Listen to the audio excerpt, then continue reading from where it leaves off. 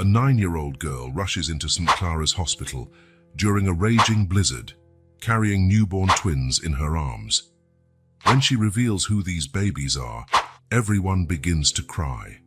Sophie's shift at St. Clara's Hospital had been peaceful until that moment, perhaps too peaceful. 23 years of experience as head nurse in the pediatric ward had taught her that the quietest nights often preceded the biggest storms.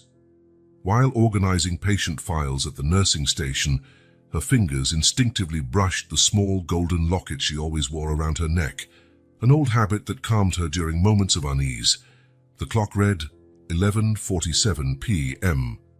when the first scream rang out across the hospital corridor. "Please, someone help!" The childlike voice, laden with desperation, caused Sophie to drop the stack of papers she was holding. "The babies, they need help."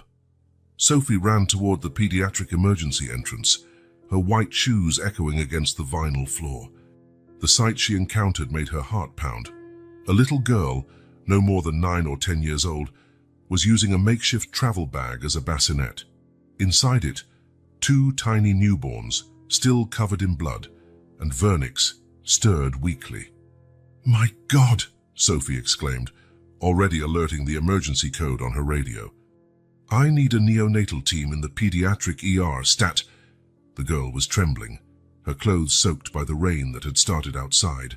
Her large brown eyes, wide with fear, never left the babies for a single second. "They were just born," the girl said, her voice faltering. "Mom, she said I had to bring them here, that this was the only safe place." Sophie was already guiding the unlikely group into an ER room, her experienced hands quickly checking the newborn's vital signs. To her relief, both seemed stable, despite the precarious conditions of their birth. "What's your name, sweetheart?" she asked, as the neonatal team arrived and began caring for the twins. "Amélie," the girl replied, hugging herself. "And they're my sisters." Sophie took a warm blanket and wrapped it around Amélie, noticing the shivers running through her small body. There was something familiar about the girl's features, about the way she bit her lower lip when nervous, that stirred a distant echo in Sophie's memory. "Where is your mother, Amélie?" The girl swallowed hard, tears beginning to roll down her rain-streaked face. She's in danger. Claire, my mom, said she had to throw them off track, that I should bring the babies here and not tell anyone." The world seemed to freeze around Sophie. Claire. The name hit her like a punch in the stomach, making the locket around her neck suddenly feel much too heavy. Her hands trembled slightly as she opened the small golden pendant, revealing a faded photo of a little girl, about 5 years old, smiling with a gap-toothed grin. "Your mother." Sophie struggled to keep her voice steady. "What's her full name?" "Claire Louise Durand," Amélie answered, furrowing her brow.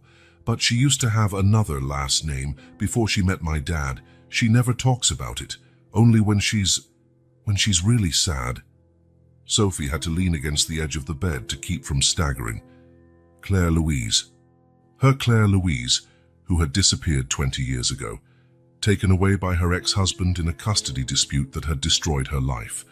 The same gap-toothed smile in the photo now reflected in Amélie's tear-streaked face. "Amélie," Sophie began, her voice barely above a whisper, "did your mother ever talk about her mother?" Amélie finished, her eyes suddenly brightening with a hesitant recognition.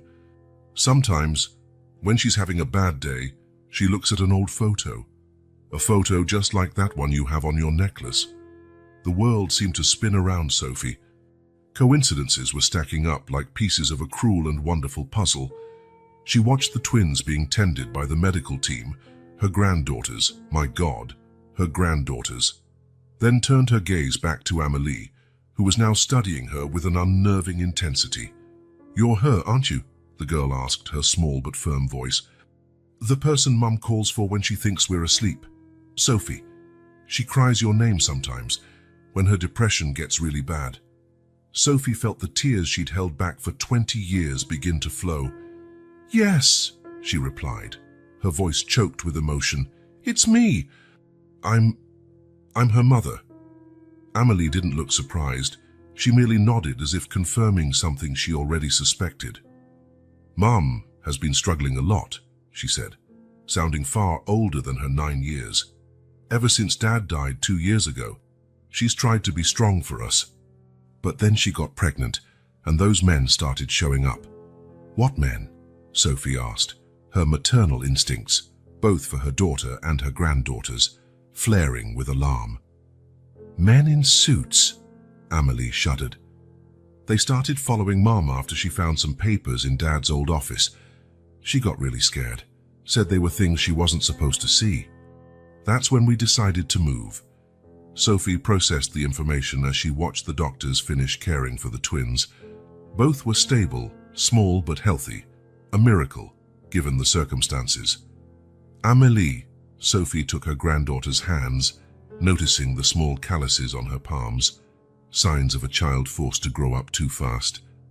"I need you to tell me everything. About your mother, about these men, about the papers. But first—" She hesitated, her heart pounding painfully. "First, tell me about her. What is she like? What does she love?" A small smile appeared on Amelie's face for the first time since her arrival. "She's the strongest person I know," she said with obvious pride. "Even on bad days, when she can barely get out of bed, she always finds the strength to hug us and say she loves us. She paints, beautiful paintings, full of color. She says she learned it from someone special, a long time ago." Sophie stifled a sob.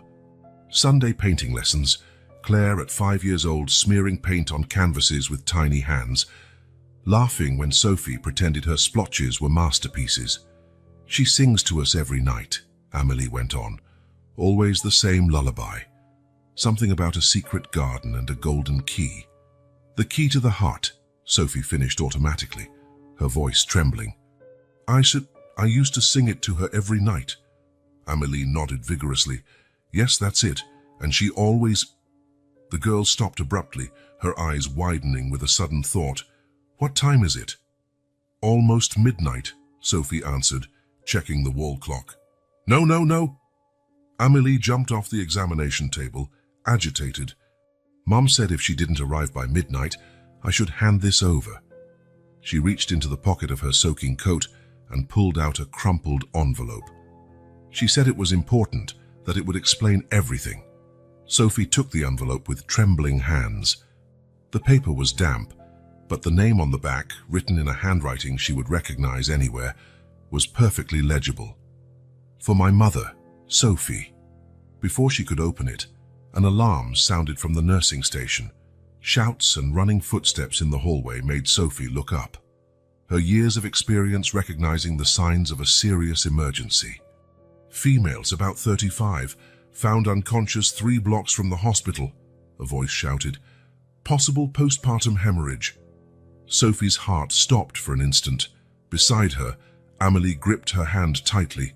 "It's her," the girl whispered, tears silently streaming down her face. "It's Mom." Sophie pressed the envelope against her chest, the locket around her neck heavier than ever. 20 years of waiting, of sleepless nights, of birthdays uncelebrated, all converging at this moment.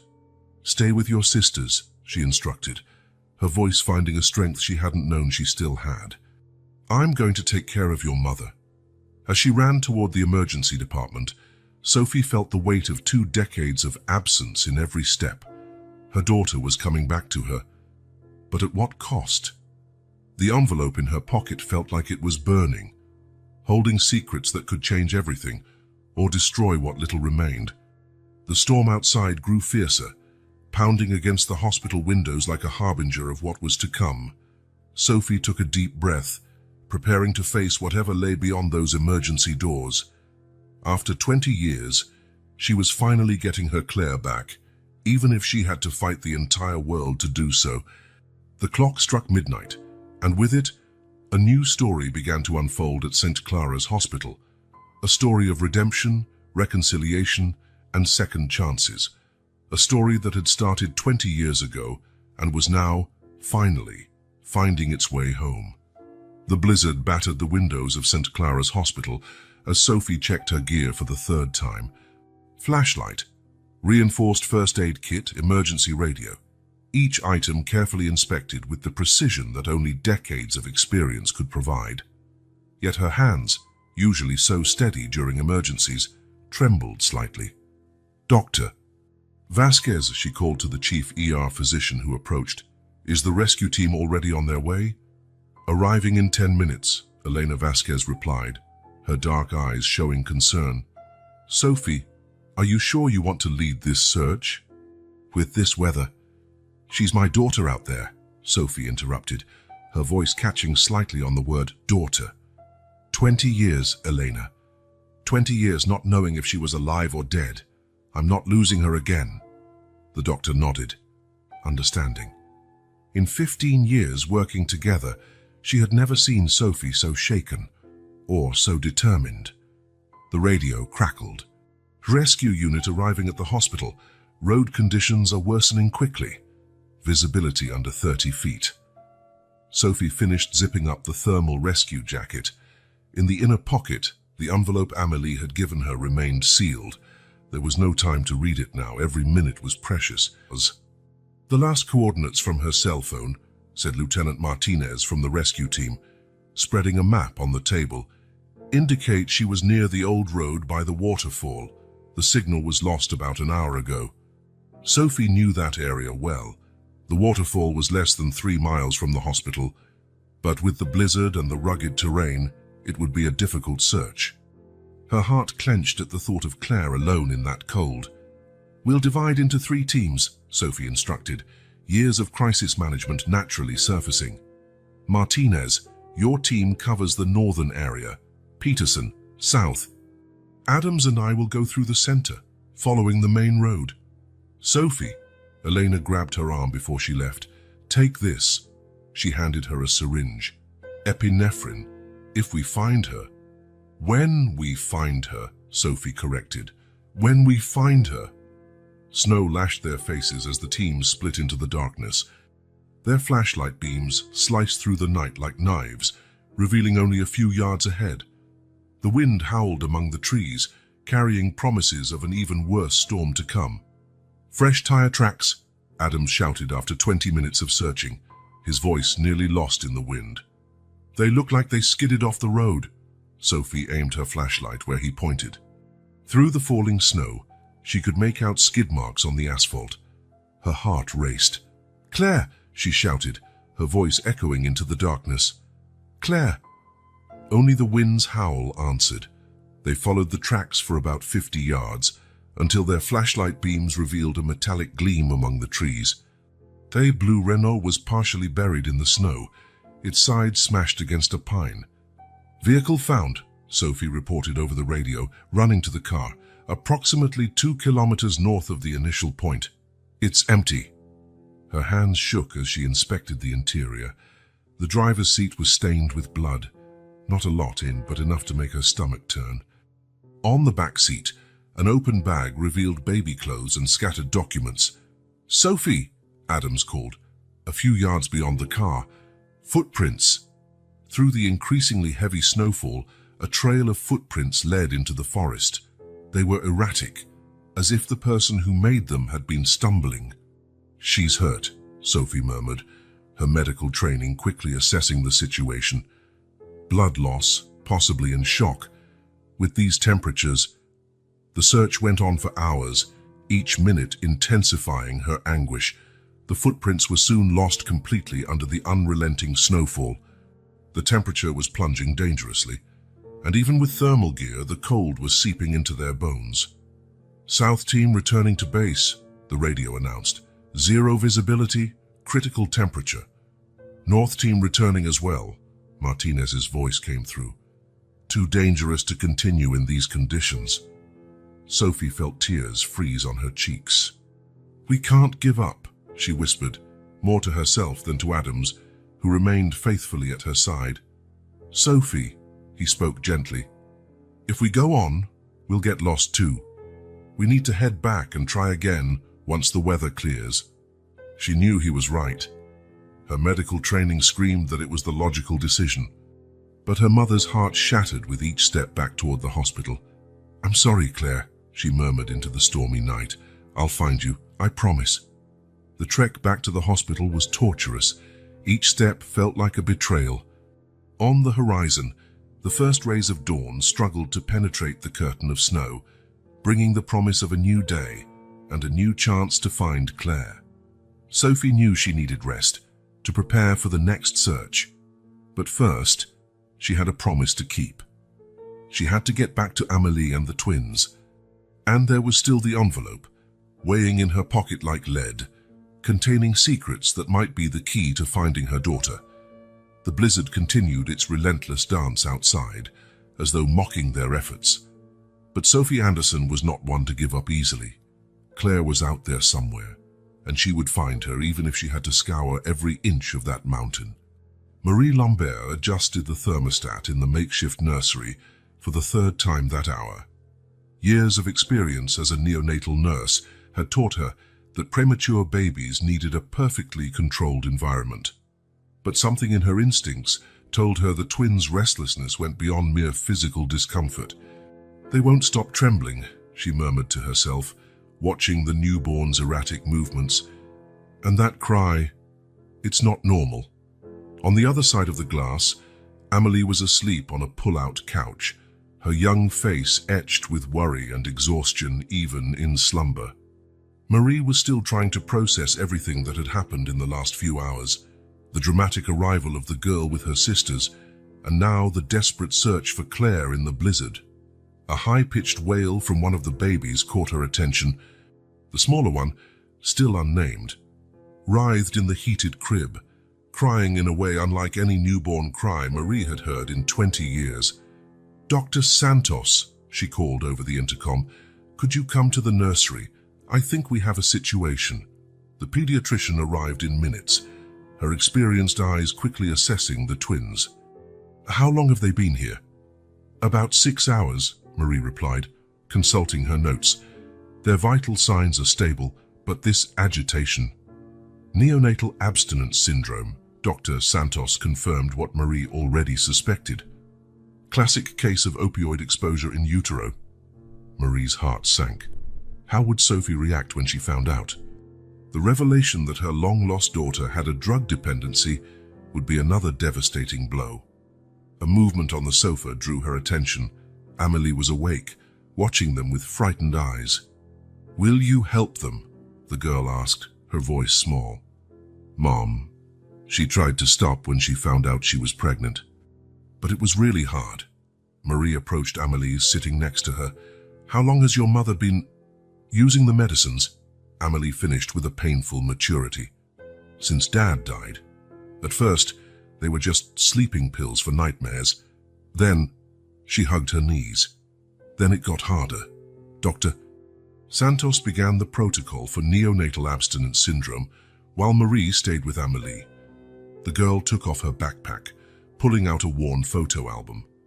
"Sometimes, when she's really sad, Mom looks at these old pictures," said Amélie, opening the album. "They're from when she was younger." Marie flipped through the photos with growing interest. One photo, partially tucked among the pages, caught her eye. It was an old picture of St. Juan Clara's hospital, and in the corner of the image, "Oh my goodness," Marie whispered, recognizing immediately. It was Sophie, at least 20 years younger, wearing the hospital's old uniform. In her arms, a newborn baby slept peacefully. "Is that your mum when she was a baby?" Marie asked, showing the photo to Amélie. The girl frowned. "I don't know. Mom never talked about when she was a baby. I only know this picture was always among the others she carries around." Marie studied the image more carefully. The date in the corner matched exactly the time Sophie had lost Claire. Could it be that Claire didn't know? That she carried this photo without realizing it was proof of her true origins? "And those men in suits you mentioned before," Marie changed the subject, discreetly tucking the photo away. "When did they start showing up?" "After Dad died," Amélie replied, her voice dropping to a whisper. "They said they were his friends, that they wanted to help Mom, but she changed when they came. She was more scared." "Changed how?"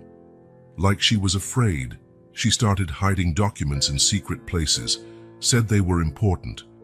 And then, Amelie hesitated. Then she started taking more pills. She said it was to help her sleep, but I heard her crying at night. A stronger cry from the twins interrupted the conversation. Dr. Santos administered medication, watching carefully for reactions. "Are they going to be okay?" Amelie asked, her voice trembling. "Yes, they will," Marie assured her, though she knew treatment for neonatal abstinence would be long and delicate. "They're strong girls, just like their mother." Morning light began to break outside, the blizzard gradually easing.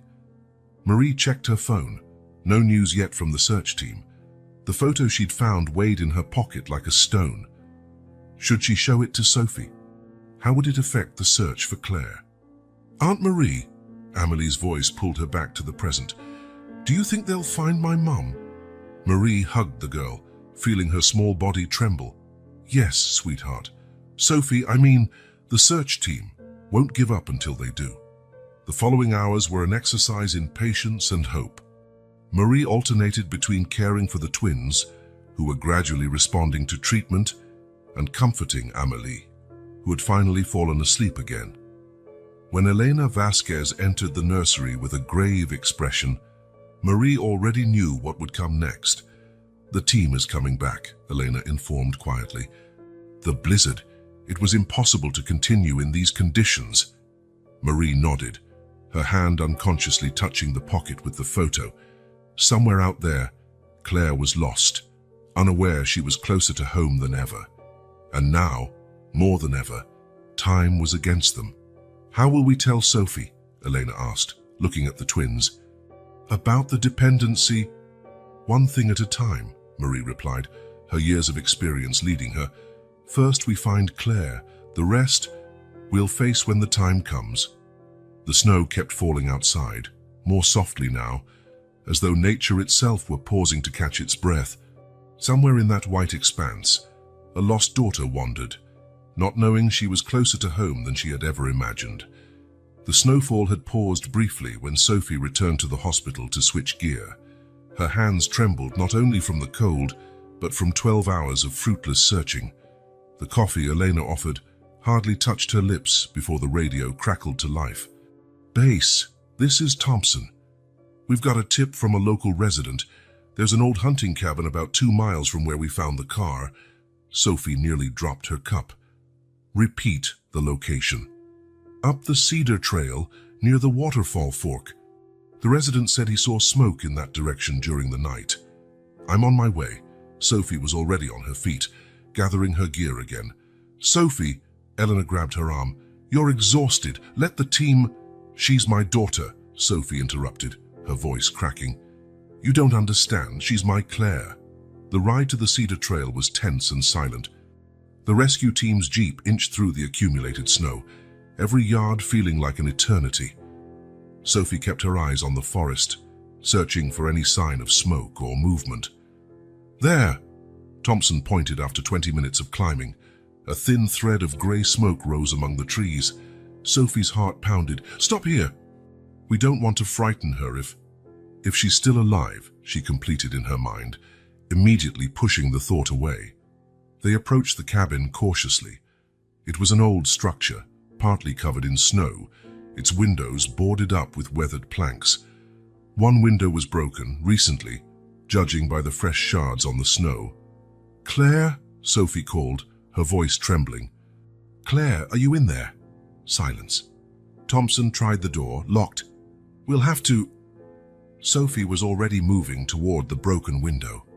"Claire, if you're inside, answer me." A weak moan came from within. Sophie didn't hesitate, ignoring Thompson's protests. She hoisted herself through the window, shards of glass scraping her thermal gloves. Inside, the cabin was dark and cold. The little light that filtered in revealed a sparse room with furniture covered in dust.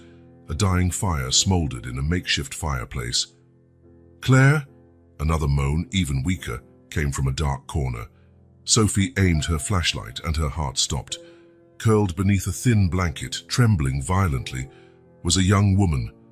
Her face was as pale as the snow outside, and her lips had a frightening bluish tinge. But Sophie would recognize those features anywhere. They were the same ones she saw every morning in her locket.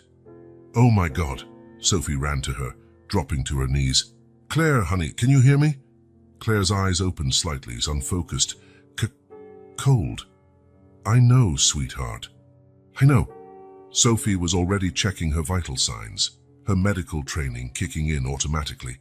"Thompson, I need the medical team here, now." My babies," Claire murmured, trying to move. "Amélie."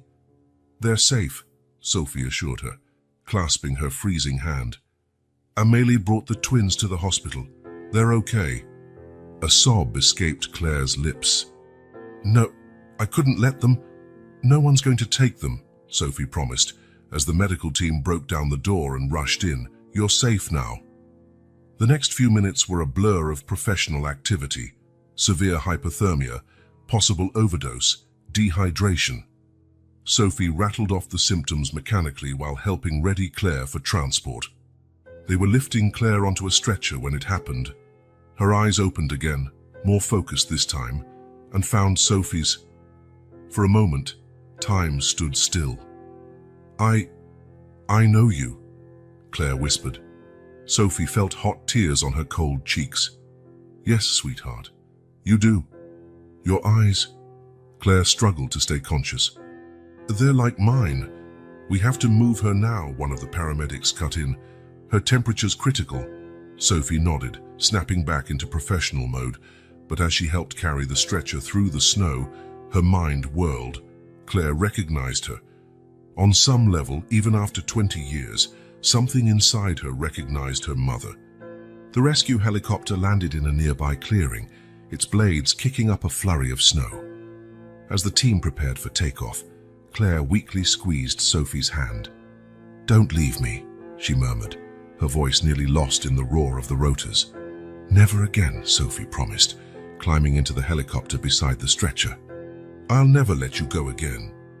The helicopter cut through the grey sky towards Santa Clara's hospital, each second precious in the fight against time. Sophie kept her eyes glued to the monitors, watching Claire's vital signs like a beacon in the storm. "Her temperature is rising slowly," she informed the pilot. 91.8 Fahrenheit. "Still hypothermic, but responding to treatment." Claire drifted in and out of consciousness, mumbling disjointed words. "Amélie, the documents, don't let them..." "Shh." Sophie held her hand, noticing the track marks on Claire's arms. Her heart ached, another battle they would have to fight. "It's okay now." They touched down on the hospital's helipad to a full emergency team. Elena Vasquez led the group, her eyes showing both relief and concern at Claire's condition. "Trauma room 1, Elena ordered as they rushed down the corridors. "We need to raise her body temperature gradually. And Sophie..." She hesitated. "Maybe you should..." "Don't even think about it," Sophie cut her off, her voice leaving no room for argument. "I'm not leaving her alone." The trauma room burst into activity. Warmed blankets, IV fluids, monitors beeping. Sophie moved with the team in a synchronized dance, years of experience allowing her to shift seamlessly between the roles of nurse and mother. "Pupils are reactive," reported a resident. "Oxygen saturation improving." "Toxicology tests," Elena ordered, noticing the same signs Sophie had. "And prepare a dose of..." "No!" Claire suddenly screamed, her eyes snapping open in panic. "No meds!"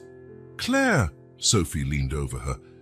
"We need to treat the withdrawal. It's dangerous if..." "I can't," Claire cried, gripping Sophie's hand. "I can't go back to that." "My daughter's..." "Okay," Sophie soothed, exchanging a meaningful glance with Elena. "No opioids. We'll try a different approach."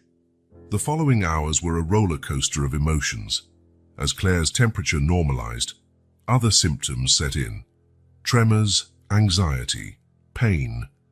The onset of withdrawal piled atop the effects of hypothermia.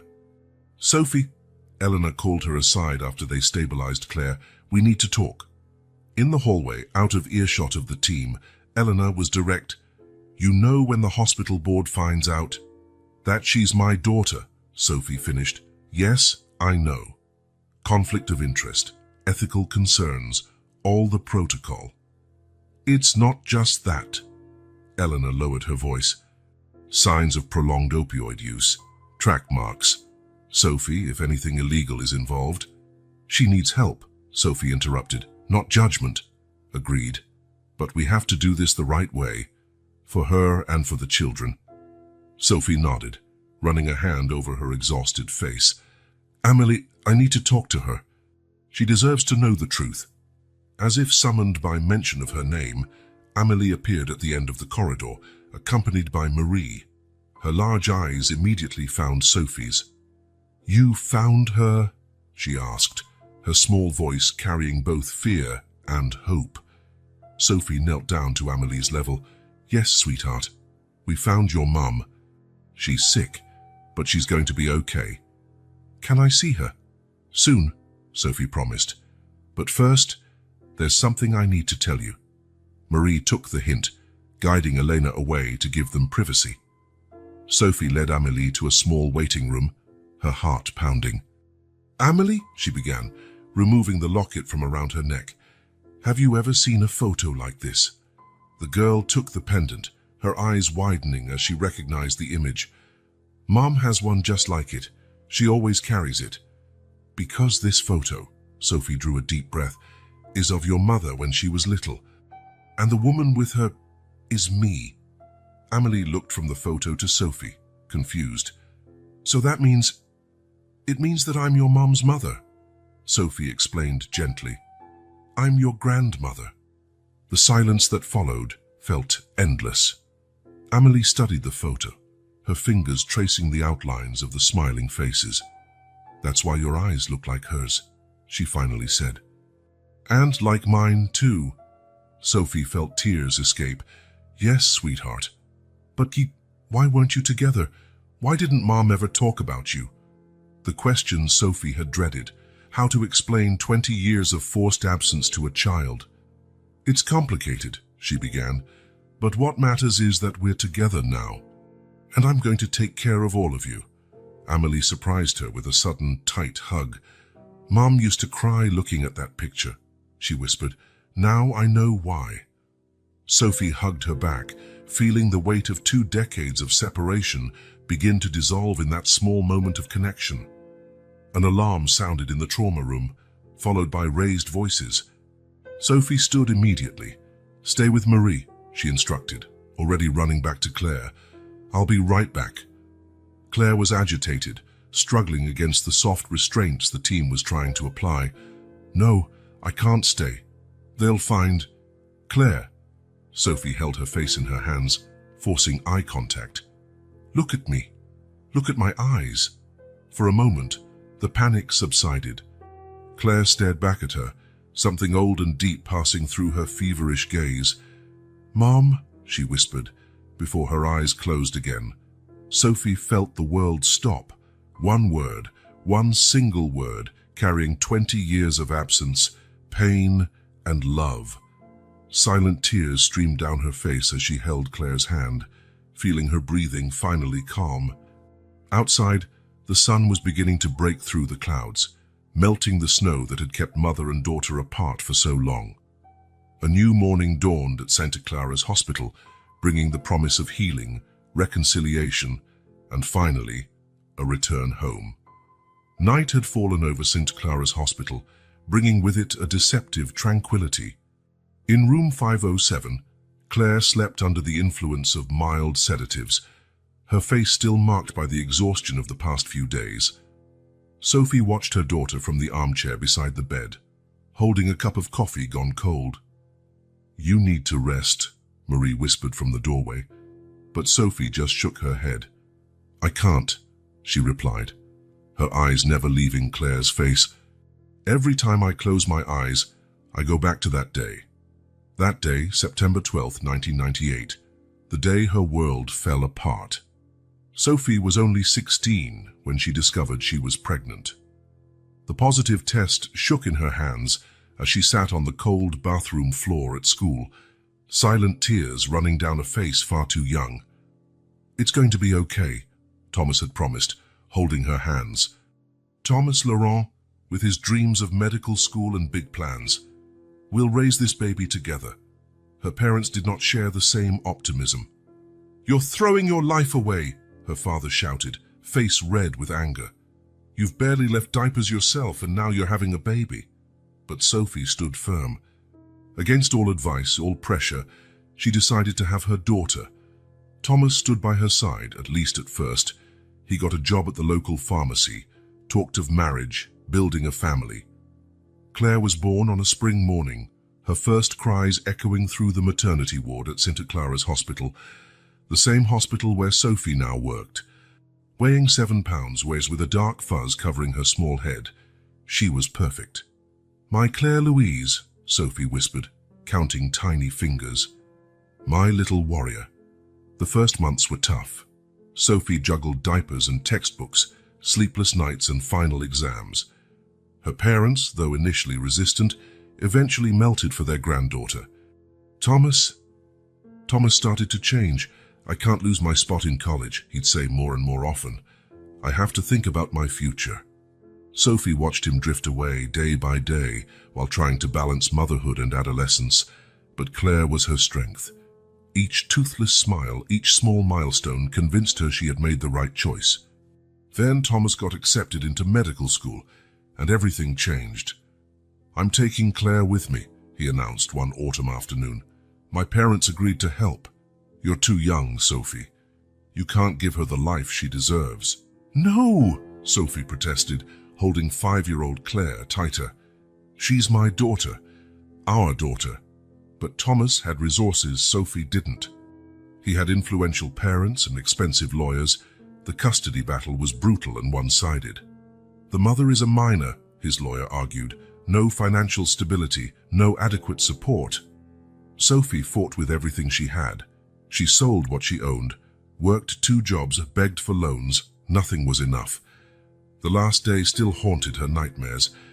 Claire, crying in the back seat of the Laurent car, her small fists pounding the window and calling for her. Mommy, Mommy, don't let them take me. Sophie ran after the car until her legs gave out, until her voice tore from screaming. But the car disappeared around the bend, taking her heart with it. Sophie? Marie's voice pulled her back to the present. You're crying. Sophie touched her face, surprised by tears she hadn't realized she was shedding. On the bed, Claire stirred fitfully, as though sensing her mother's anguish even in sleep. I spent years looking for her, Sophie confessed quietly. I used every cent I earned trying to track them down. The Laurents had moved to France, so people said, but every lead was a dead end. Marie pulled up a chair, sitting beside her friend. Is that why you chose nursing? Sophie nodded. I started volunteering here, in the same hospital where she was born. Then I became a nursing tech, then did my degrees. Every child I helped was like you were caring for her, Marie finished gently. My last attempt was 5 years ago, Sophie continued, fingers fiddling with the locket. I spent all my savings on a private investigator. He traced the Laurents to Paris, but when I got there, her voice faltered. They'd moved again, without leaving an address. The silence that followed was broken only by the steady beep of monitors and Claire's soft breathing. Did you know she got married? Marie asked gently. To Pierre Durand? Sophie shook her head. I knew nothing. Thomas, he must have changed her last name. Claire Laurent became Claire Durand, and I... Her voice cracked. I lost her completely. But she found you. Marie squeezed her hand. Somehow fate brought her back. Sophie looked at her sleeping daughter, noticing similarities time hadn't erased. The same face shape, the same delicate nose. And now Amélie and the twins, 3 generations of strong women bound by ties that even 2 decades of separation couldn't break. She suffered so much, Sophie whispered. Addiction, depression, those mysterious men, and I wasn't there to protect her. You are now, Marie replied, and she's going to need you. Movement by the door caught their attention. Amélie stood there, eyes heavy with sleep, yet determined. I couldn't sleep, the girl explained timidly. Can Can I stay here too? Sophie opened her arms, and Amélie didn't hesitate to cuddle into her lap. It was surreal how natural the gesture felt, as if they'd done it thousands of times before. Do you want me to tell you a story? Sophie asked softly. About when your mom was little? Amélie nodded, her eyes bright with curiosity. Marie smiled, slipping away quietly to give the newly reunited family some privacy. Your mom, Sophie began, her voice full of emotion, loved to paint. Even when she was very young, she had a special talent. One day, when she was 4, night wore on as Sophie shared memories long locked away. Tales of a bright-eyed little girl who loved colors and music, who danced in the rain and believed in fairies. Tales of a mother too young who, despite everything, loved her daughter more than anything. In her bed, Claire slept, perhaps dreaming the same memories buried deep within her soul. And there, in that hospital room, 3 generations of the Anderson family slowly began to reconnect the threads of a story long interrupted. Morning would find Sophie still in the same armchair, Amélie asleep in her arms, her hand never letting go of Claire's. The pasty, with all its pain and regret, was finally giving way to a future full of possibilities. The morning sun slipped timidly through the window of room 507 as Claire began to awaken. The haze of sedatives lifted slowly, bringing with it awareness and, inevitably, pain, both physical and emotional. Sophie, who hadn't left the room all night, immediately noticed the change in her daughter's breathing. Amélie had been taken by Marie for breakfast, leaving mother and daughter alone for the first time in 20 years. Water, Sophie offered gently, noticing Claire's eyes opening. Claire nodded weakly, her movement still limited by her frailty. As Sophie helped her drink, their gazes locked, the same shade of green, reflected one in the other. So it wasn't a dream, Claire murmured, her voice raspy. You really found me. Actually, Sophie set the glass aside, you found me. After all these years. A heavy silence filled the room. 20 years of absence, unanswered questions, and unlived life hung between them like an invisible wall. I tried to come back, Claire finally said, her hands clutching the sheet. When I turned 18, but they told me you'd moved, that you didn't want me anymore. Sophie's heart broke. Who told you that? The Lawrence, Thomas and his parents. Claire swallowed. They sent me to a boarding school in France right after they took me. They said it was for my own good, that you had agreed. No, Sophie exclaimed, grabbing her daughter's hands. I never, ever agreed to any of that. I fought so hard to keep you, spent every cent trying to find you. Tears began streaming down Claire's face. I didn't know, they never let your letters reach me. I found out later, years later, that you'd sent dozens of them. More than 200, Sophie confirmed, her own voice breaking. 1 a week, for 4 years. Then they moved and I lost your trail completely. Claire closed her eyes, painful memories resurfacing. The boarding school was so cold, not just the weather, but the people. The nuns were strict, and the other girls. They teased my broken French, my accent. Sophie could picture her little Claire, alone in a strange country among strangers. Her heart ached with each word.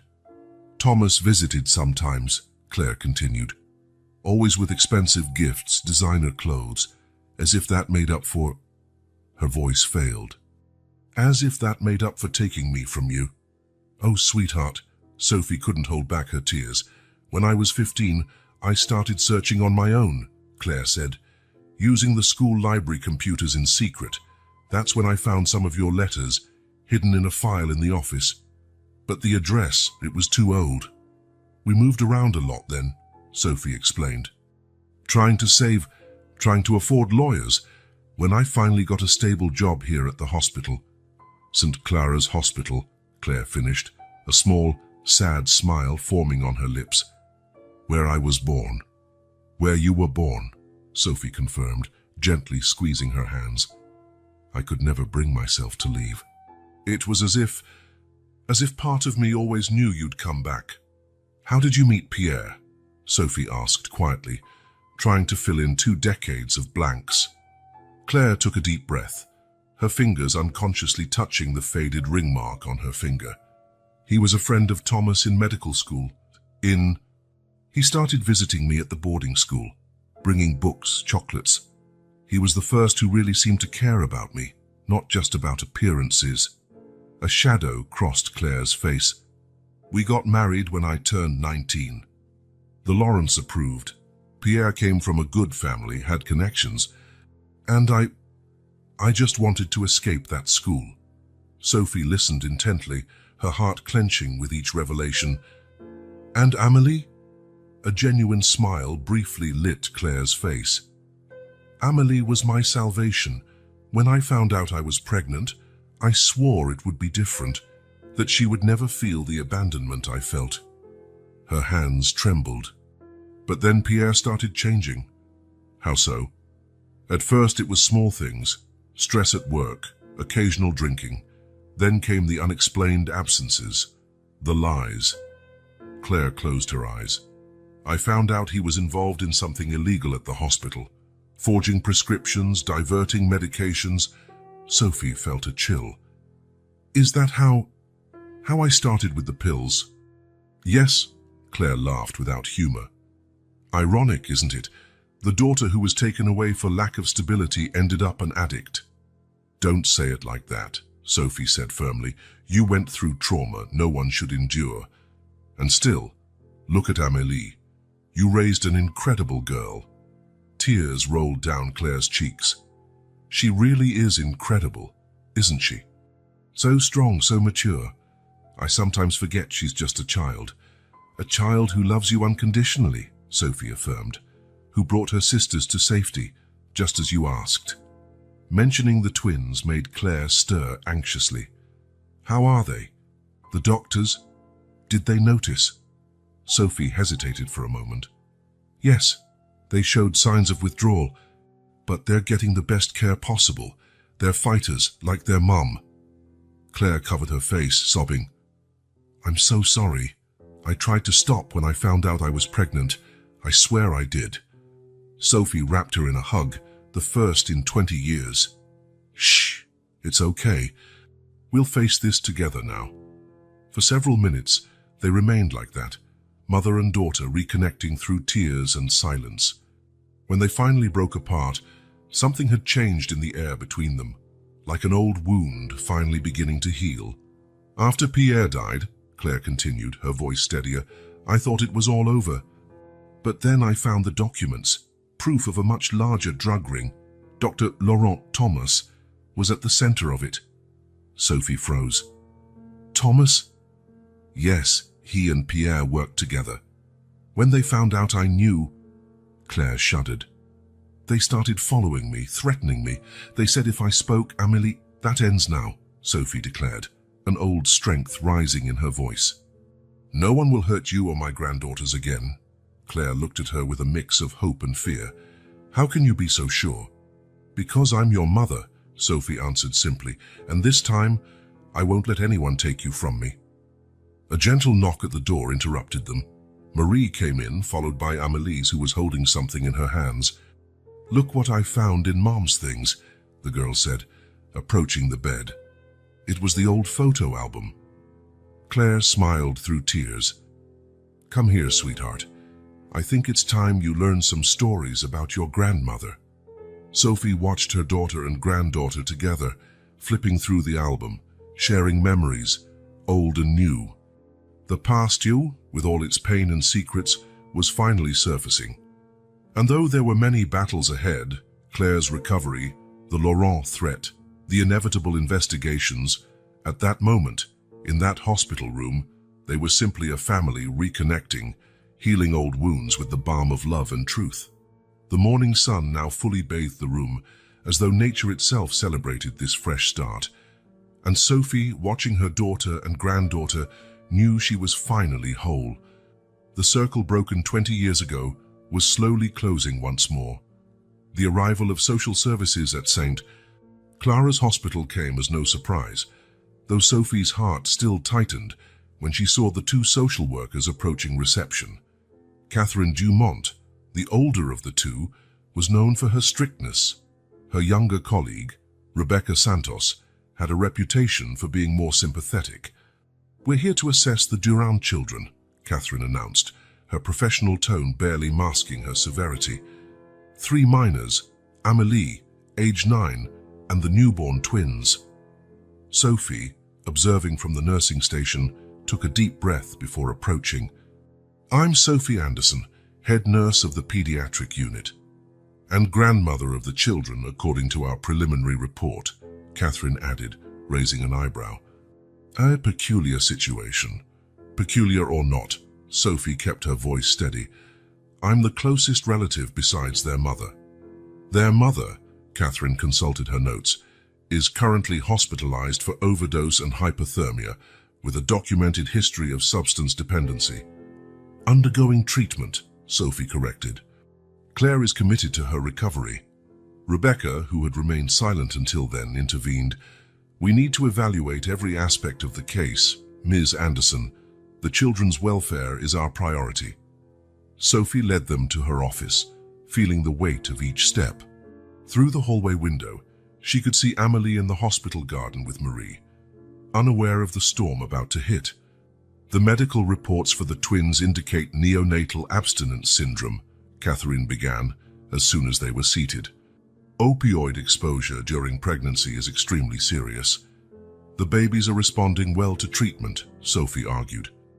"Our neonatal team—" "This isn't just about medical treatment, Ms. Anderson," Catherine interrupted. "It's about the environment these children will be exposed to. A mother with a drug dependency, no fixed address, apparently fleeing some unresolved situation." "Claire has been clean for 3 days," Sophie insisted. "She's cooperating with the rehab team, attending therapy sessions." 3 days do not constitute recovery," Catherine retorted. "And what about financial stability, housing, family support?" "I have the means. With all due respect, Ms. Anderson," Catherine adjusted her glasses, "your own history of minor custody isn't exactly exemplary." The blow felt like a punch to Sophie's stomach. Of course they'd investigate her past. The teenage mother who lost custody of her daughter now wanted to be guardian to her granddaughters. Sensing her discomfort, Rebecca intervened again. "Perhaps we can discuss temporary arrangements while Mrs. Durand completes her treatment." "What arrangements?" Sophie asked, dreading the answer. "Foster care," Catherine stated bluntly. "They would likely be separated.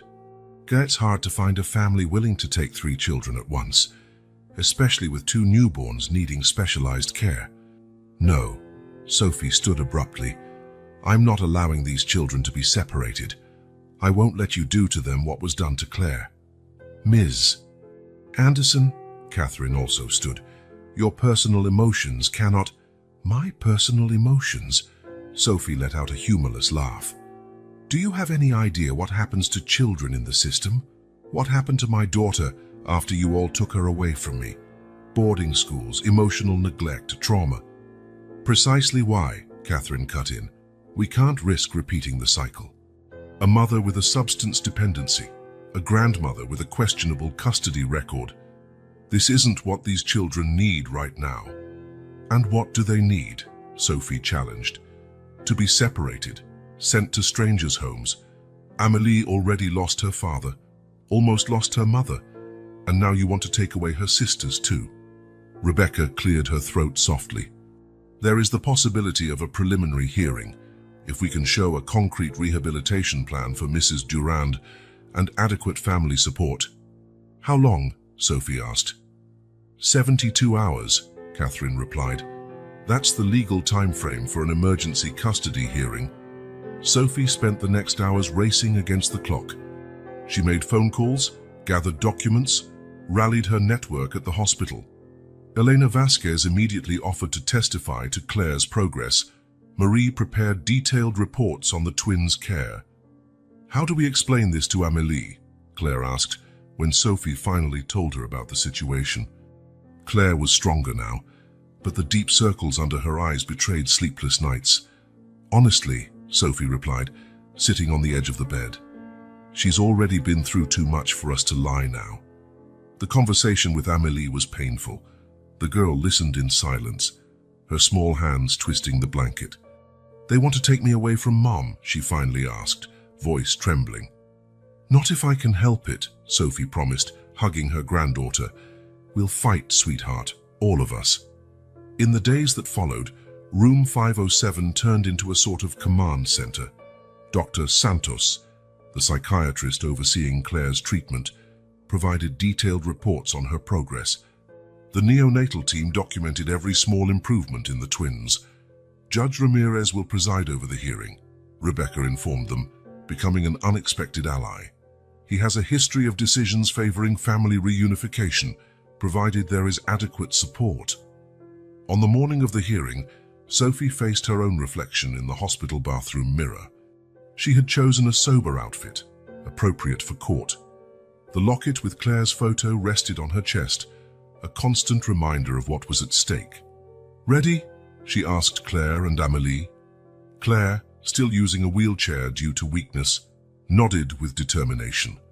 Amélie clung to her mother's hand as if her life depended on it. The courtroom was packed when they arrived. Catherine Dumont was already there, standing rigidly as ever. Rebecca gave them a small, encouraging smile. "Case number 2347, emergency custody of the Durand minors," the clerk announced. Judge Ramirez, a middle-aged man with keen eyes, reviewed the documents on his desk. "Ms. Dumont, please present your report," he requested. Catherine rose, her clinical voice echoing in the room. "Your Honor, we have a clear case of negligence and risk. The mother, Claire Durand, has a documented history of substance abuse. The twins were born with withdrawal symptoms. There is no fixed residence there, and there are indications of possible criminal involvement." "Objection?" Sophie couldn't hold back. "Unfounded speculation. Ms. Anderson," the judge gently admonished, "you will have your turn to speak." Catherine continued, detailing every problematic aspect of the case. When she finished, a heavy silence fell over the courtroom. "Miss Anderson," the judge called, "I understand you wish to speak." Sophie stood, her heart pounding. "Your Honor, 20 years ago in this very court, I lost custody of my daughter. I was young, without resources, fighting a system that had condemned me before I had a chance to speak." She paused, looking at Claire. The result was 2 decades of trauma, separation, and pain. Today, I see my daughter battling her own demons, demons born from that forced separation. But I also see a strong woman who, despite everything, raised an extraordinary daughter. Sophie turned to the social workers. "Neglect. I've seen neglect. I've seen what happens when families who need each other are torn apart. Does Claire need help?" "Yes, she needs support, absolutely. But taking her children away is not the answer." "So what is the answer, Ms. Henderson?" the judge asked. "Time. Support. A real chance to heal." Sophie took a deep breath. "I have a home with enough space for everyone. I have stable finances. More importantly, I have 20 years of medical experience and the backing of an entire team of professionals committed to helping this family recover." The judge leaned forward. "And what about the past? How do we know history won't repeat itself?" "Because this time it's different," Sophie's voice trembled with emotion. "I'm not a scared teenager anymore. I'm a respected professional, a mother who learned from her mistakes, a grandmother determined to keep her family together." She glanced at Amélie. "These children deserve a chance to grow up with love, with support, with their family, not in separate foster homes, not with strangers." The silence that followed felt endless. The judge studied the documents again, his expression inscrutable. "This court," he began, "cannot ignore the risks. But it also cannot ignore the value of family bonds and the importance of proper support in recovery." Sophie held her breath. "Therefore, I grant temporary custody of the minors to Ms. Sophie Anderson under the following conditions. Ms. Claire Durand must complete her rehabilitation program. with weekly evaluations. The household will be subject to regular social services visits, and all children will receive ongoing psychological support. Claire sobbed, hugging Amélie. Sophie felt her own tears falling. This is not a final ruling, the judge cautioned. There will be a review in 90 days. Use this time wisely. As they left the courtroom, the afternoon sun bathed the city.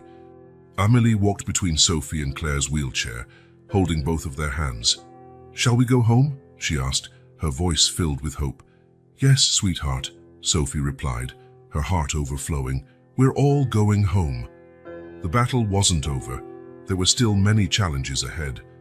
But in that moment, as they headed back to the hospital to pick up the twins, Sophie knew they had taken the first step in the right direction, the path of healing, reconciliation, and family. The locket around her neck felt lighter now. The photo of Claire as a child was joined not just by memories of the past, but by promises of a future they could finally build together. Sophie's house had never felt so alive or so chaotic. After 2 decades living alone, her once quiet spaces were filled with the cries of babies, a child's laughter, and the 1,000 little sounds a family makes. "Aurora has a fever again," Amélie announced, entering the kitchen as Sophie tried to prepare breakfast. "And I think Luna needs a diaper change." Sophie smiled at the names Claire had chosen for the twins, Aurora and Luna, born in darkness but destined for light. "Could you grab the thermometer from the bathroom, sweetheart? I'll just finish this baby food." It was the 3rd day since they'd brought everyone home. Claire remained at the hospital, focusing on her recovery, but daily visits kept them close. The twins, still struggling with residual withdrawal symptoms, required constant attention. "It's 101.3, Amélie read off the thermometer with the seriousness of a junior nurse. "Is that too high?" "Not for babies this age," Sophie explained, balancing Luna in one arm while checking Aurora with the other. "But we'll keep a close eye on it."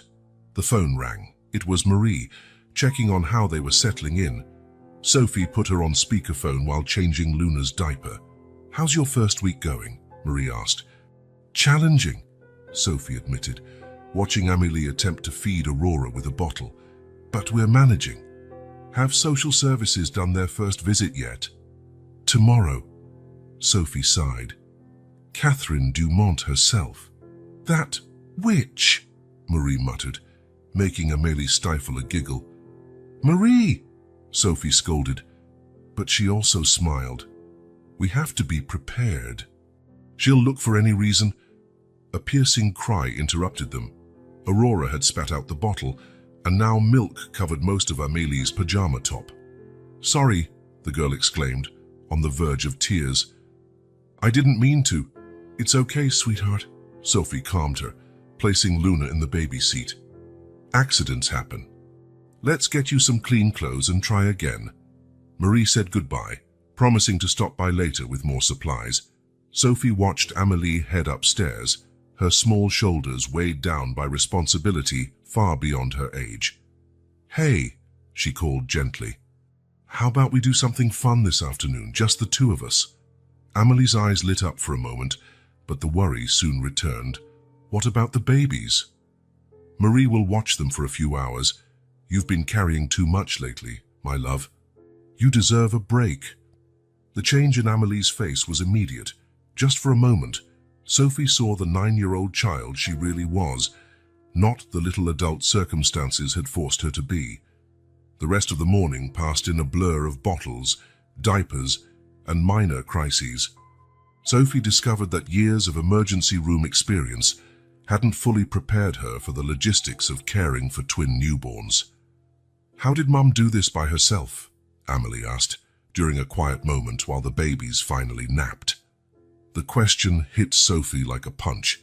Claire, battling her addiction, had still managed to keep her children alive and safe. The weight of that reality was overwhelming. "Your mom is stronger than anyone realizes," Sophie finally answered.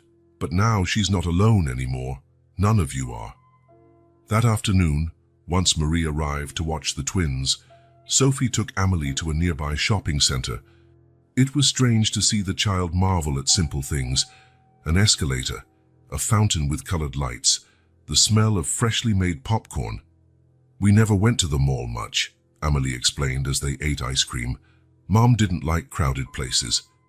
Sophie could imagine why: the constant fear of being recognized, of running into someone connected to the Laurents. "Well, now we can come whenever you like." In the bookstore, Amelie disappeared among the children's shelves. Sophie watched her from a distance, noticing how the girl gently caressed the covers, almost reverently. "You can pick some," Sophie offered. "Really?" Amelie's eyes widened. "But they're expensive." "Don't worry about that." "Besides," Sophie smiled, "your mom loved to read at your age, too. We had a tradition of reading together before bed." Amelie chose 3 books, all about adventures and mysteries. On the way home, Sophie started forming a plan. "You know your birthday's coming up, right?" she remarked casually. Amelie shrugged. "We don't have to do anything special. Mom always says what matters is being together. What if we have a small celebration, just family and a few friends?" "I have friends?" Amelie asked, her voice so genuinely surprised it broke Sophie's heart. "Well, there's Marie, Elena, the hospital staff, and maybe we can invite some kids from your new school." The mention of school made Amelie shrink back. "What if they don't like me?" "Impossible not to like you," Sophie assured her, though she understood the fear. Changing schools mid-year was already tough. Doing it while carrying a family's secret burdens was harder still. When they arrived home, they found Marie rocking Luna while Aurora slept peacefully. "Quiet day?" Sophie asked. "More or less," Marie laughed. "Aurora had some colic, but nothing major. And guess who dropped by?" Elena appeared in the kitchen doorway, carrying bags. "Brought dinner, and some news from the hospital. Claire is making good progress in the program." While setting up for dinner, Sophie noticed how naturally Amelie moved among the adults, helping without being asked. It was both a source of pride and worry. No 9-year-old should be this competent. "I had an idea," Sophie announced during dinner. "Amelie's birthday is coming up, and I was thinking of throwing a small party here at home." "Not necessary," Amelie began, but Eleanor cut her off. "That's a wonderful idea. We can decorate the garden, make a cake, and Claire could join us," Marie added. "I'm sure we can get special permission from the hospital." Amelie's eyes lit up at the mention of her mother. "Really?" "Really," Sophie confirmed. "It'll be perfect." Over the following weeks, between bottle feedings and hospital visits, Sophie and her friends planned every detail of the party. Elena pulled strings to ensure Claire could attend. Marie transformed the garden with lights and decorations. The hardest part was the guest list. Amelie hadn't made friends at her new school yet, but Sophie had an idea. She invited the children of some hospital colleagues, kids who might better understand the family's complicated situation. On the morning of the party, while they finished decorating, Catherine Dumont arrived for another surprise inspection. "A party?" she asked, raising an eyebrow at the decorations. "Don't you think that's premature?" "It's her birthday," Sophie responded firmly. "Every child deserves to celebrate with their family." Catherine made her usual notes, checked the twins, spoke with Amelie. Before leaving, she paused at the door.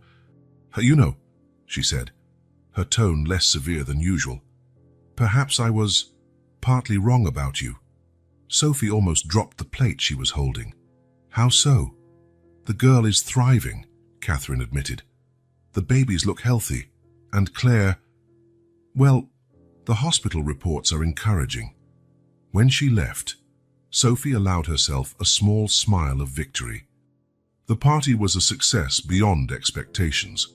Claire arrived early, still weak but determined to be part of every moment.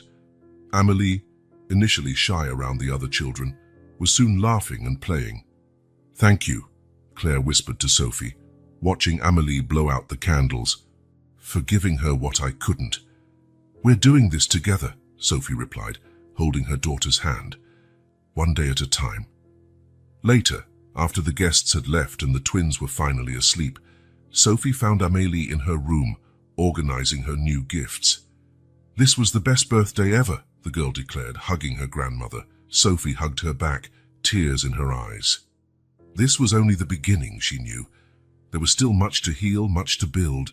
But as she looked at her reunited family, Claire dozing in the armchair, the twins in their cribs, Amélie in her arms, Sophie realized they were on the right path. The locket around her neck, once weighted with painful memories, now pulsed with the promise of a brighter tomorrow. A future that, though challenging, they would face together. The autumn sun filtered gently through the window of the family therapy room at St. Clara's Hospital. Claire, now 3 months sober, sat on the couch between Sophie and Amélie while the twins slept in their carriers. The fresh smell of coffee from a nearby machine mixed with the fragrance of orchids Sophie kept in the room. Small touches of normalcy in a clinical space. "How are you feeling today, Claire?" asked Dr. Martinez, their family therapist from the start. Her kind eyes took in every subtle change in her patient's posture. "Honestly?" Claire drew a deep breath, her fingers nervously fidgeting with her shirt hem. "Scared. The nightmares came back last night. They were more vivid this time." Sophie gently squeezed her daughter's trembling hand. The nightmares were always a red flag, a sign that cravings might be lurking nearby. Over the months, the family had learned to recognize them. "Could you tell us about the nightmare?" Dr. Martinez encouraged, leaning forward slightly in her chair. "It was about Pierre." Claire closed her eyes, voice trembling. "And the Laurents. They were taking the girls away and I couldn't move, couldn't scream. It was like being trapped in my own body, watching everything happen without any power." Amélie scooted closer to her mother, a silent gesture of support that squeezed Sophie's heart. At 9, the girl showed a level of understanding beyond her years. "Nightmares are your subconscious working through the trauma," Dr. Martinez explained, jotting notes. "They often intensify under stress. Is anything particular worrying you lately?"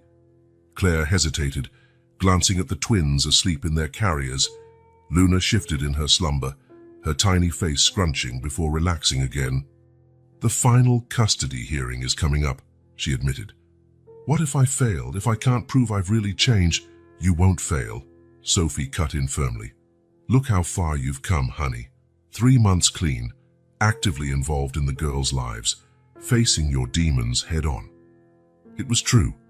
Claire had completed an intensive rehab program, attended her NA meetings religiously, and was slowly rebuilding her life. Daily little victories were adding up, waking up to the twins' cries without panicking, making breakfast for Amélie, holding a conversation without her mind drifting to pills. "Sometimes," Claire admitted in a low voice, "when the pain is too much, when the memories won't let me sleep, I think just 1 dose to take the edge off." "Mom," Amélie whispered, her big eyes full of worry. "But I don't," Claire added quickly, hugging her daughter. "I think about the girls, about you, Mom, about everything we've built, and how I feel more present, more real." A soft cry interrupted the session. Luna was awake, followed quickly by Aurora, a synchronicity that still surprised everyone. Claire immediately stood to tend to them, her movements more confident now, more maternal. "I'm seeing great progress in your family dynamics, Doctor," Martinez noted, smiling at how naturally Claire divided her attention between the twins. "Claire, your connection with the babies is much stronger." "It's easier now," Claire admitted, rocking Luna while Sophie picked up Aurora. "Without the fog of drugs, I can really feel them, you know. Every expression, every little sound, it's like I'm finally waking up to life." The session continued, exploring fears, hopes, and plans for the future. When it ended, Dr. Martinez asked to speak with Sophie alone. "The warning signs are still there," the therapist said after Claire and the kids stepped out. "Stress from the upcoming hearing, recurring nightmares, growing anxiety. We must stay vigilant," Sophie nodded, the weight of family responsibility heavy on her shoulders. I won't let her slip. Not this time. We know relapses are common in recovery, Dr. Martinez continued. The key is to have a solid contingency plan. But fate had other plans. 3 days later, Sophie found Claire locked in the bathroom at home, shaking violently, an unopened pill bottle in her hands. I didn't take them, Claire sobbed when she saw her mother. I wanted to, God. I wanted to, but I didn't. I couldn't do that to them again. Sophie knelt beside her daughter, gently taking the bottle from her trembling hands. Where did you get this? An old contact. He found me at the market. Claire shivered. He said it was just for emergencies, that no one had to know. I almost... But you didn't, Sophie emphasized, hugging her daughter. You're stronger than this, Claire, stronger than you realize. The girls, they needed diapers, Claire explained between sobs. I thought I could handle a quick trip, that I was strong enough. Then he was there, and all I could think about was how easy it would be to make the pain stop. Shh, Sophie soothed her like she used to when Claire was small. You made the right choice. You chose your daughters. You chose life. That night was long. Sophie stayed awake, watching Claire's fitful sleep, silently praying for strength for them both. In the next room, Amélie also lay awake. Sophie could hear her worried, pacing steps. Morning brought renewed determination. Claire called her NA sponsor, increased her meetings, and together they fortified their support network even further. I need to confess at the next meeting, Claire decided over breakfast. About yesterday. About how I almost... Are you sure? Sophie asked gently. Yes, hiding things, lying, is what got me here in the first place. I need to be honest, especially with myself. The following weeks brought changes in the family's routine. Sophie rearranged her shifts to be more present. Amélie, wise beyond her years, naturally pitched in for simple tasks with the twins. One day at a time, Claire repeated like a mantra, holding her daughters. For them, for us. Family therapy intensified. Dr. Martinez introduced communication strategies, ways to handle triggers, and methods to reinforce their familial bonds. What do you feel when you look at your daughters now? The therapist asked during one particularly intense session. Claire watched Amélie playing with the twins on the therapy room rug. Love, she answered simply. But not just love, it's responsibility. Gratitude, sometimes fear. It's like every emotion is sharper, more real. And the cravings. They're still there, Claire admitted. I think they always will be. But now I have something stronger to hold on to. I have anchors. Sophie watched her daughter with pride and worry mixed. Claire was stronger, yes, but far from the end of her journey. Each day brought fresh challenges, temptations and fears. One afternoon, while the twins napped and Amélie did her homework, Claire found Sophie in the garden, tending her orchids. I remember you doing this when I was little, she remarked, sitting beside her mother. You always said orchids needed patience and constant love. Just like daughters, Sophie smiled. And like addicts in recovery, Claire added softly. Mom, thank you for not giving up on me, for giving me a second chance. Sophie set aside her gardening tools, turning to embrace her daughter. A third, a fourth, as many chances as it takes, my love. We're in this together. And so, through triumphs and setbacks, the Anderson-Duran family continued on their path of healing. It wasn't easy. There were tears, fear, and doubt, but there was also laughter, small victories, and moments of pure joy when Claire was fully present for her children. Recovery was not a straight line, but a winding road of self-discovery and reconnection. With each step, Claire rediscovered not only her sobriety, but her identity as a mother, a daughter, and a woman. One day at a time, she repeated, watching the sunset with her family around her. And this time, the words weren't just an empty mantra, but a promise of love, perseverance, and above all, hope. Sophie's shift at St. Clara's Hospital began like any other, Autumn leaves turned red and gold in the hospital garden, a gentle contrast to the sterile white corridors. She was reviewing the previous night's charts, thinking about Claire and the girls at home, when a code blue blared in the ER. Male, approximately 55, gunshot wound, the paramedic announced as the team rushed the gurney down the hallway. Multiple injuries, significant blood loss, dropping pressure. Sophie automatically stepped in to assist, her experienced hands already reaching for gloves. That was when she saw him, the older face, lined with time and now with pain, but unmistakable. The same green eyes Claire had inherited, now half shut in agony. Thomas Laurent. The world seemed to slow down, as if someone had hit the slow motion button. The man who had taken Claire away from her 20 years ago was now here, fighting for his life under her hands. Fate had a peculiar sense of irony. "Sophie," Elena called, noticing her hesitation. "We need you here."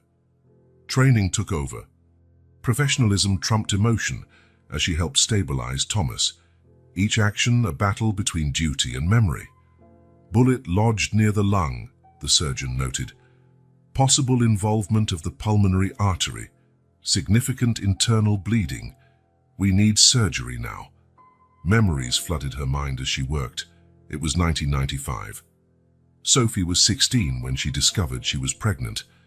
The positive test shook in her hands as she sat on the cold school bathroom floor, silent tears falling down her too young face. Thomas was a senior, the prodigy boy destined for great things. When she told him, he didn't run like she'd feared. "We'll raise this child together," he promised, his green eyes shining with youthful resolve. "I'll be a brilliant doctor, give our baby everything they deserve." Sophie believed him, how could she not? He was handsome, smart, from a rich, influential family, top of the class, student council president, the one everyone said would go far. It felt like a perfect fairy tale, even if the circumstances were far from perfect. The first months were a whirlwind. Her parents were devastated, the Laurents furious. But Thomas stayed, at least initially. He found a part-time job, spoke of marriage, building a family. Claire was born on a spring morning, her first cries echoing in the same hospital where Sophie now worked. She was perfect, with a dark fuzz on her tiny head and the same green eyes as her father. "My Claire Louise," Sophie whispered, counting tiny fingers. "My little warrior." For a while, it seemed like it might work. Sophie balanced diapers with textbooks, sleepless nights with final exams. Thomas came on weekends, bringing gifts, playing with his daughter. Then, "I got accepted into medical school," he announced one day, eyes shining in a different way. "In Paris." "Paris?" Sophie felt her world crumble. "But what about us?" "That's why I came to talk," he said, avoiding her gaze. "My parents, they have a plan." The plan, as it turned out, was to take Claire from her. "I can't lose this opportunity," he said, custody papers in hand. "Claire deserves more than a teenage mother can give. My parents have connections, can guarantee her future." "She needs her mother," Sophie cried, holding 5-year-old Claire tighter. "You can't do this to us." But he did. With expensive lawyers and family influence, he did. The last day still haunted Sophie's nightmares. Claire in the back of the Laurent car, tiny fists pounding the window, screaming for her. "Mommy! Mommy, don't let them take me." Sophie chased the car until her legs gave out, until her voice was gone from screaming. But it disappeared around the bend, taking her heart with it. "Sophie!" Marie's voice pulled her back to the present. "Are you okay? You look like you've seen a ghost." "In a way, I did," Sophie answered, her voice shaking. They were in the break room, where Sophie had retreated after Thomas was taken to surgery. "That man in the ER, he's Claire's father." Marie sat heavily beside her. "My God, are you sure?" "Positive." Sophie closed her eyes. "How do I tell Claire? She's finally recovering, making progress." "Maybe wait," Marie suggested. "At least until we know if he survives the surgery." "No," Sophie shook her head. I can't hide this from her. There have been too many secrets already. The surgery lasted 8 hours. Sophie spent that time juggling her hospital duties with anxious calls home, where Amélie was helping care for the twins with the nanny's support.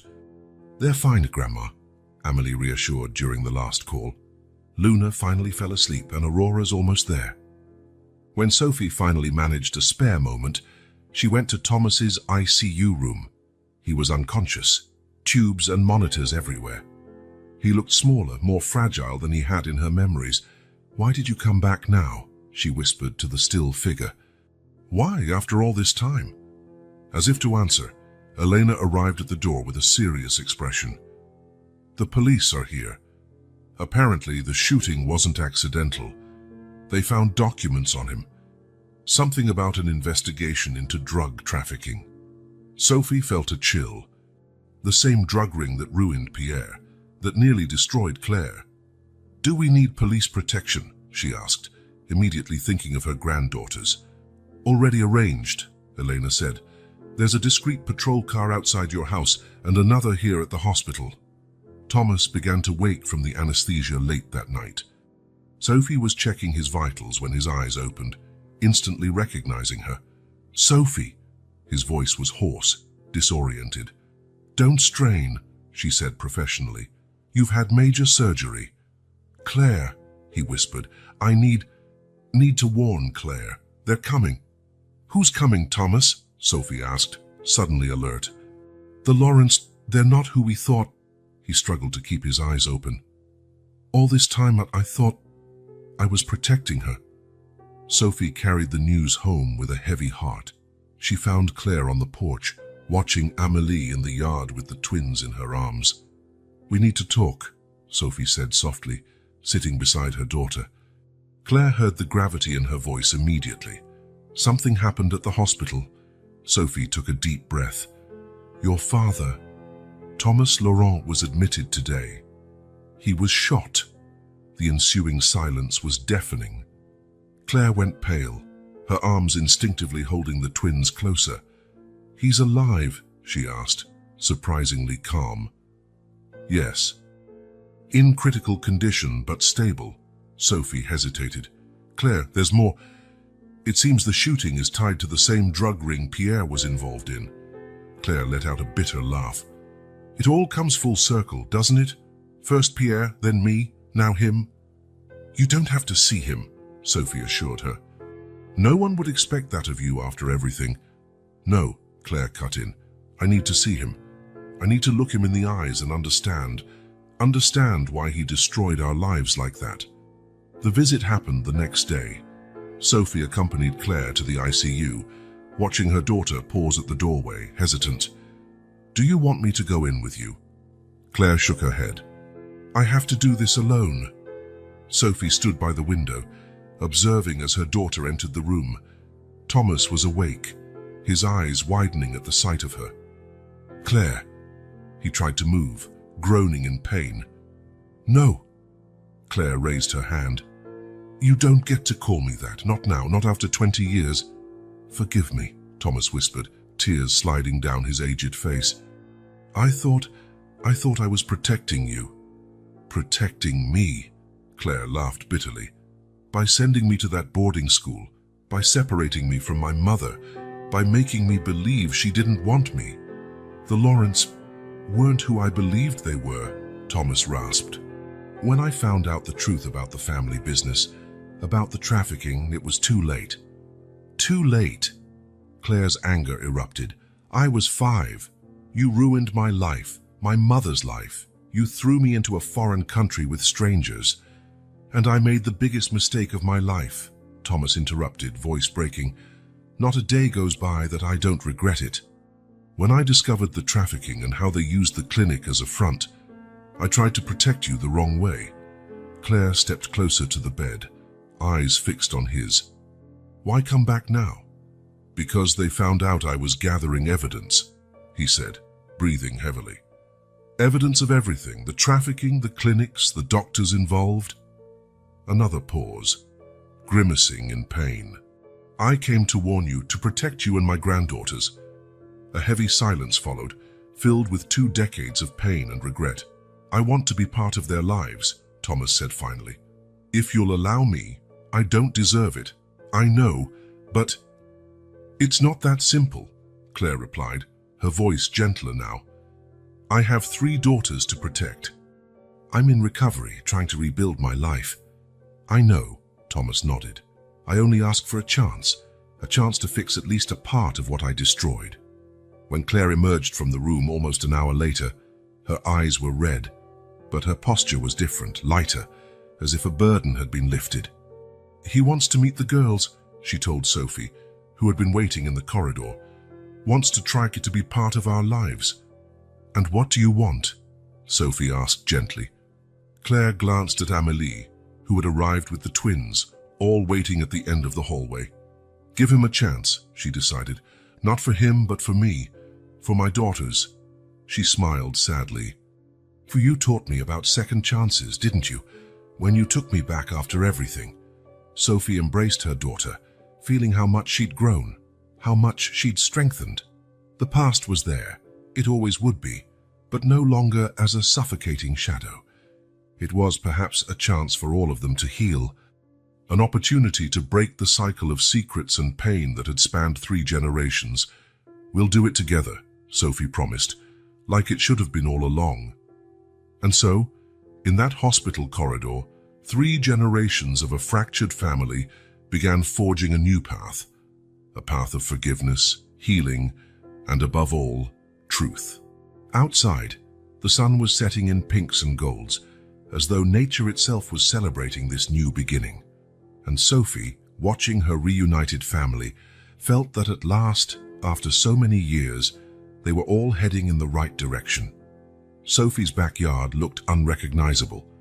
Colorful balloons danced in the gentle autumn breeze, and a huge banner read, "Happy First Birthday Aurora and Luna." Tables in pastel pink and lavender offered a small buffet, and in the center, a butterfly-topped cake waited for the special moment. "I can't believe it's been a year," Claire said, adjusting Aurora's dress while Sophie finished tying a ribbon in Luna's hair. The twins, identical in their white dresses with colorful sashes, babbled happily. "A year since you arrived with them," Sophie smiled, recalling the stormy night that had changed their lives. "Look how much has changed." Indeed, the changes were apparent in every detail. Claire, now 15 months sober, exuded a serene confidence once thought impossible. Her new job as an art therapist at a rehab center was thriving. She'd found her calling by helping other addicts through art. "Mom," Amélie called from the yard, "my classmates are here." Seeing Amélie run to greet her school friends made Sophie's heart swell with pride. The girl had blossomed over the past year, from a frightened, overburdened child to a bright, sociable kid. Her grades were excellent, and she'd even started ballet lessons, fulfilling a long-held dream. "I need help with the drinks," Marie yelled from the kitchen, ever present in the family's key moments. "I'll get it," Sophie offered, but Claire stopped her. "Let me," she smiled. "You've already done so much putting this all together." Sophie watched Claire leave, noticing how her steps were firmer, her posture more confident. The family support program Sophie had started at the hospital, inspired by her own experiences, was helping dozens of families affected by addiction. "Waiting for someone," Eleanor teased, noticing Sophie glancing at the gate now and then. "Thomas said he'd come," Sophie replied softly. As if summoned by the mention of his name, Thomas appeared, carrying 2 oversized packages. His hair was more grey, and he still limped slightly, a souvenir from the gunshot, but his eyes shone with a peace Sophie had never seen before. "Grandpa!" Amélie ran to hug him, the words sounding natural after months of careful bonding. Thomas's reintegration into the family hadn't been easy. It required many family therapy sessions, painful conversations, and moments of doubt. But he'd proven his remorse through actions, not just words. His testimony had been crucial in dismantling the Laurent drug ring, and his ongoing support for Claire's recovery demonstrated a real commitment to redemption. "Where are the birthday princesses?" he asked, searching for the twins. "Right here," Claire answered, returning to the yard with the babies. A moment of tension lingered. There were still days when the old pain flared, but then she smiled. Want to hold them? Thomas gently took his granddaughters, tears welling up when Aurora grabbed his finger. They're getting so big. They grow fast, don't they? Sophie commented, her words laden with forgiveness, understanding, and a bridge across 20 years of absence. The party was in full swing when Dr. Santos, the family's lawyer, arrived. His broad grin said everything before he even spoke. "The ruling is out," he announced, handing Claire an envelope. "I thought you'd want to know today." Claire glanced at Sophie, her hands shaking slightly as she took the document. A year of legal battles, psychological evaluations, supervised visits, all culminating in this moment. "Open it," Sophie encouraged gently. With Amélie clinging to her arm and Thomas holding the twins nearby, Claire read. Tears fell before she even reached the end. "The judge," she breathed. "He granted joint custody, you and me, Mom, and regular visitation rights for Thomas." The news sparked hugs and tears of joy. It was more than a legal decision. It was official recognition of what they'd achieved. The broken family was healed. "This calls for a toast," Marie declared, lifting a glass of juice. "To the Anderson Durand-Laurent family in all its complexity." Laughter filled the yard. The twins, as if sensing the importance of the moment, clapped from their little swings. "You know," Sophie said later, once most guests had gone, "sometimes I still pinch myself to make sure this isn't a dream." They were sitting on the porch, watching Thomas push Amélie on the swing while the twins slept in their carriers. "How so?" Claire asked. "All of this," Sophie gestured around them. "You, the girls, this second chance, Gaia. There were so many nights I dreamed you'd come back. And now we're here," Claire finished, taking her mother's hand. "And we're not going anywhere." The family support program Sophie had created at the hospital was flourishing. Families affected by substance abuse not only received medical guidance, but found understanding and hope. Claire often volunteered, sharing her recovery story. "Sometimes," Claire went on, "when I'm at NA meetings, I tell our story. How forgiveness and love can heal even the deepest wounds, and how sometimes we have to lose ourselves to find each other," Sophie suggested. "Exactly," Claire smiled. "You know what Amélie told me yesterday? That our family is like a puzzle that finally fits, even if some pieces are different from what we expected." The sun was setting, painting the sky in pink and gold.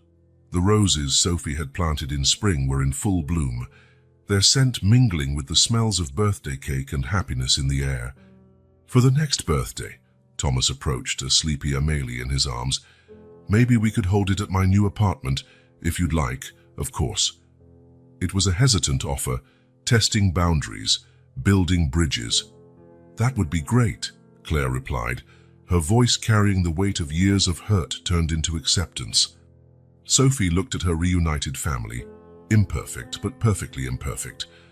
The locket around her neck, which for so long contained only painful memories, now held a new photo. Claire with all three daughters, everyone smiling. "A toast," Sophie lifted her teacup, "to new beginnings." "To new beginnings," they all echoed. And in that moment, under the autumn-colored sky, Sophie knew they had finally found their way home. The journey hadn't been easy, and there would still be challenges ahead. But now they would face everything together, a family rebuilt by love, strengthened by adversity, united by hope. The twins stirred in their sleep, as though they sensed the importance of the moment. Aurora and Luna, born in darkness but destined for light, just like the family around them. A new day was dawning for the Anderson Durand-Laurent clan, and for the first time in a long time, the future shone brighter than the past.